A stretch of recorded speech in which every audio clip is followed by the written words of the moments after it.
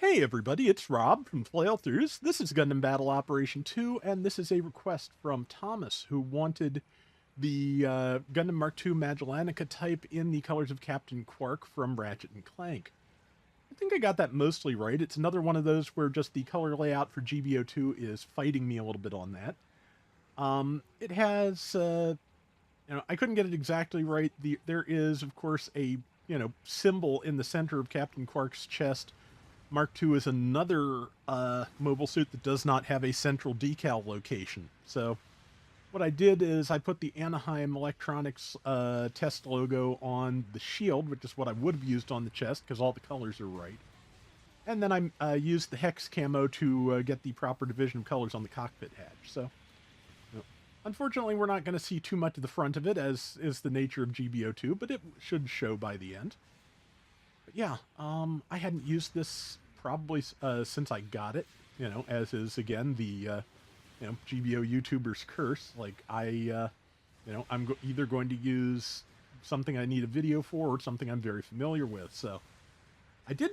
And speaking of, I did finally get my badge back for my 350 Gelgoog. Haven't had that in like a year, so I'm happy with that. Managed to get that kill. This has a really good set of skills. It has the shotgun hyper bazooka, which stuns things. Has the beam magnum, which you can charge while moving but is stopped fire, and still has splash damage and all that good stuff. Has both the bird lime and the dummy balloon. Dummy balloon takes you off of radar temporarily. The dummy balloon replaces you on the enemy radar, and by the time that it explodes or impacts something, you can, be somewhere else.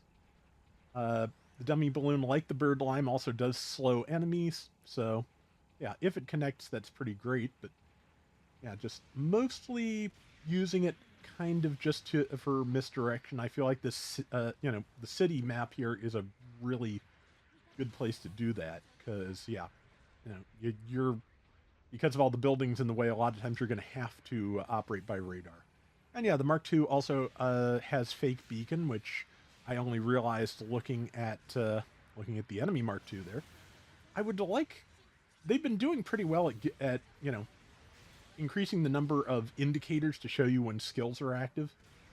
But I would really like a new one to let you know when your fake beacon is active and not. I mean, even just like change the outer circle on the radar from red to blue or blue to red rather when the fake beacon is active, and have it change back when it's not. That would be nice. Regardless, yeah, the other uh, Mark II Magallanica and the which I'm probably saying wrong, and the Brigazi took me down, but yeah, I do okay with this here. I've definitely done worse. Missteps here and there, but I like it. I like it on this map. It feels really good here. Looking for a good opportunity to plant that shot. 4980 against a raid. I don't know. Is that the Rigacy again or something else? I tried to go around, but there is no around because that is where the map ends, even though it's not where the city ends. And pardon me if I sound a little snuffly. It's just weather changes. And missiles. Missiles did the job. Boy, that was kind of squeak too. Yeah, weather. Sinuses and weather. And yeah, and I'm out of feet again.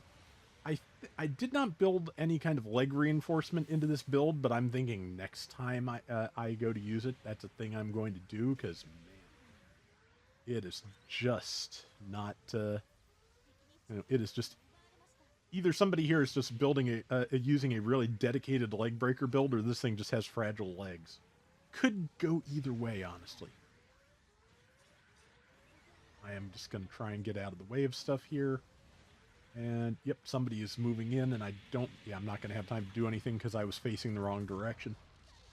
Was it the other Mark II, or was it, it was the Conroy Jagan. So there is a lot of stealth going on this map. All the Mark IIs have fake beacon and, the stealth from the dummy balloon. There's a Conroy Jagan. Trying to remember if there was a Pixie in this round, or it was one of the other ones I did. But yeah, like I said, just a lot going on here. Yeah, bomb's going to go off, but given the, like, really major difference in points, I don't really see a problem with that, so... Yeah, I don't think anybody... No, number 5 looks like they're going to try, but, or maybe they're trying something else. Regardless, yeah. No, looks like nobody's at the base. It's going to go off. That's fine. I used the dummy balloon to, get in position around this corner so I could shoot things as they came out from the underpass, which seems to have been somewhat successful. And there we go. Yep, follow up with missiles. Yeah, this, I feel like this probably is designed to be at medium to close range rather than, medium to long range, which is kind of where I hang out, but it's still pretty solid. Yeah, speaking of indicators, I don't know that I knew there was an indicator for when you're on fire before I ran this round.